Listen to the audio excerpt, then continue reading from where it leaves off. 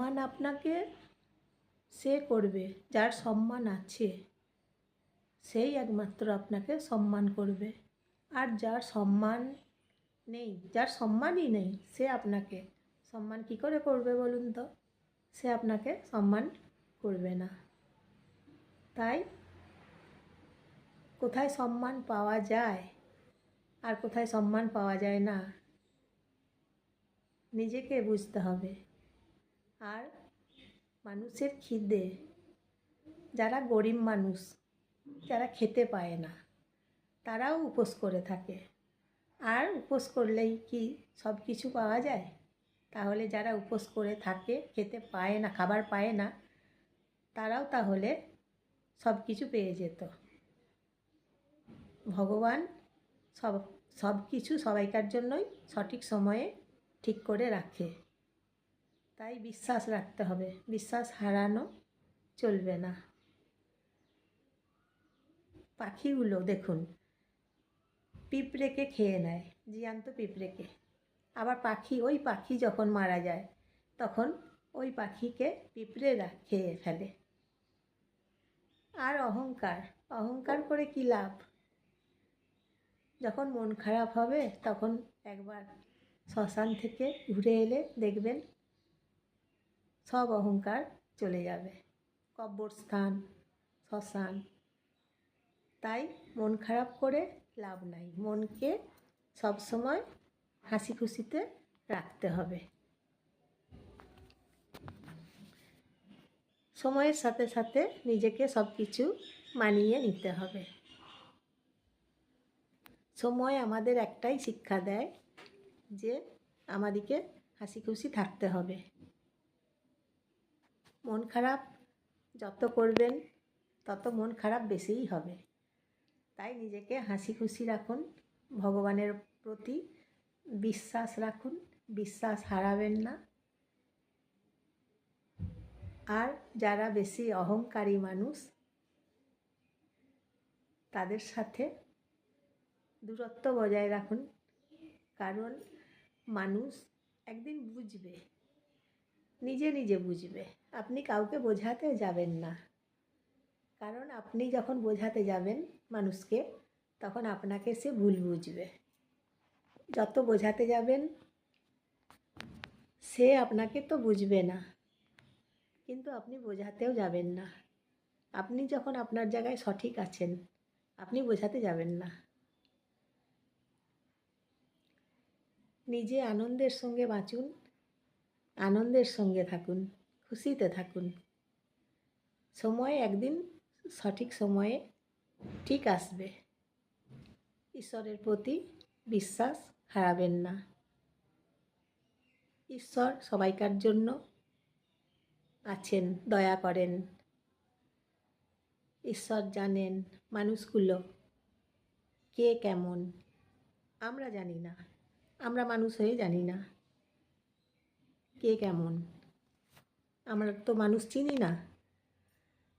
আর মানুষ চিনতে কিভাবে যাবেন? সময়ের ব্যাপার আছে তো। তাই ভগবানের প্রতি বিশ্বাস রাখা সবচেয়ে ভালো। বিশ্বাস হারাবেন না ভগবানের প্রতি। আর আমার ভাগ্যে নেই এই কথাগুলো বলবেন না। আমার দ্বারা হবে না, আমার ভাগ্যে নেই, আমি কেন করব, এই কথাগুলো বলবেন না। সবাইকার ভাগ্যেই থাকে, পরিশ্রমের দ্বারা সব কিছু করে নিতে হয়। ধৈর্য দিয়ে, ধৈর্য হারাবেন না, ধৈর্য রাখুন। সঠিক সময়ে সফলতা ধৈর্যের পেয়ে যাবেন। ধৈর্য একদম হারাবেন না। এগিয়ে চলুন, নিজের মনকে জাগ্রত করুন, নিজের মনকে এনার্জি করে তুলুন, নিজের মন দিয়ে এগিয়ে চলুন। মনটাকে থামিয়ে দেবেন না, নিজের মনটাকে চলতে দিন। নিজের মন চলবে, মন থেমে গেলে চলবে না। নিজের মনকে থামাতে দেবেন না কখনো। নিজের মনকে চলতে দিন। খুশিতে থাকুন, ভালো থাকুন। আপনি কী জন্য পরিশ্রম করছেন? কিছু পাওয়ার জন্যই তো। তাই পরিশ্রম করুন, ধৈর্য ধরুন, ঈশ্বর আপনাকে পাইয়ে দেবে। ঈশ্বরকে বিশ্বাস রাখুন, ভরসা রাখুন ঈশ্বরকে। আর নিজে পরিশ্রম তো করতেই হবে। সময়কে সঠিক সময়ে সঠিক কাজে একদম কাজ করে যেতে হবে। যারা ভাগ্যকে দোষ দেয় তারা কিছু করে না, জানেন তো। কিন্তু শুধু ভাগ্যকে দোষ দিলে হয় না। আমার ভাগ্যে নাই, এই কথা বলতে নাই। আমার কর্মে আছে, আমি কর্ম করব, আমার কর্ম দিয়ে আমি পেয়ে যাব। ভাগ্যকে দোষারোপ করতে নাই, এটা হচ্ছে বেশি দুর্বলতা। যারা ভাগ্যকে দোষারোপ করে তারা ভুল করে। ভাগ্যকে দোষ দিয়ে লাভ নেই। আমি ভাগ্যকে দোষ দিচ্ছি, তার মানে আমি কর্ম করছি না তো। শুধু শুধু আমি বসে থাকবো, সময় নষ্ট করব, আর ভাগ্যকে দোষ দেবো, তাহলে কি ভাগ্য আমাকে পাইয়ে দেবে? দেবে না। ভাগ্যকে দোষ দিতে নেই, ভাগ্যকে দোষারোপ করবেন না। আমার কর্ম আমাকে নিয়ে যাবে এগিয়ে। আজ না হয় কাল, কর্ম দিয়ে সব কিছু পাওয়া যায়। তাই কর্ম করে যেতে হবে। ভাগ্যে আছে ভাগ্যে নাই বলে হাত গুটিয়ে বসে থাকলে চলবে না। হাতগুলো আছে আমাদের কাজ করার জন্য। ভগবান দিয়েছেন তো দুটো হাত, দুটো পা, দুটো চোখ, দুটো কান, সব কিছুই তো ভগবান দিয়েছেন আমাদেরকে। আমরা অনেক কিছু পেয়েছি তো ভগবানের কাছে। সেই হাতগুলো দিয়েই তো কাজ করতে হবে। মুখ দিয়েছেন কথা বলার জন্য।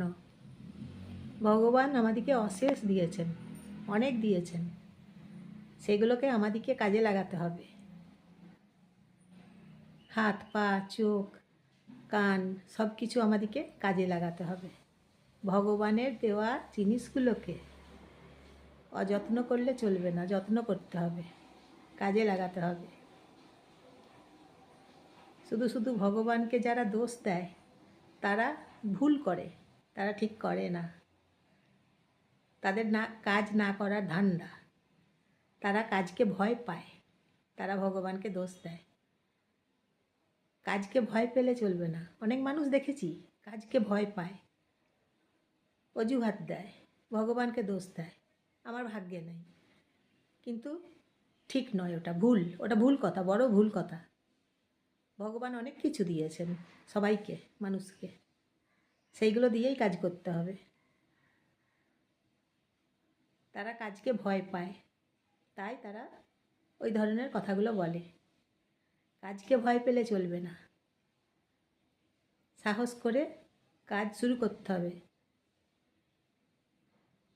সব কিছু কাজ, ধরুন আপনি প্রাইভেট পড়াচ্ছেন, স্টুডেন্ট প্রথমে পাচ্ছেন না, কিন্তু একজন দিয়ে শুরু করুন, দেখুন আপনার 10 জন হয়ে যাবে।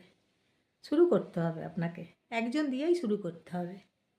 একজন দিয়ে যখন আপনি শুরু করবেন কাজটা, টিউশন পড়ানোও তো একটা কাজ, প্রাইভেট পড়ানো তো একটা বড় কাজ, টিচার, শিক্ষক। তাহলে আপনি একজন দিয়ে শুরু করুন, দেখুন 10 জন হয়ে যাবে। এইভাবে এগিয়ে যেতে হয়, শুরু করতে হয়। 1 নম্বর দিয়েই শুরু করতে হয়, তাহলে সেই কাজ শুরু হলে ছোট থেকে সেই কাজ আবার বড় কাজ হয়ে যায়। এইভাবে এগিয়ে যেতে হয়, থেমে থাকতে নাই, এগিয়ে চলুন। নিজের মনকে নিয়ে এগিয়ে চলুন। দেখুন আপনারা ভালো থাকবেন।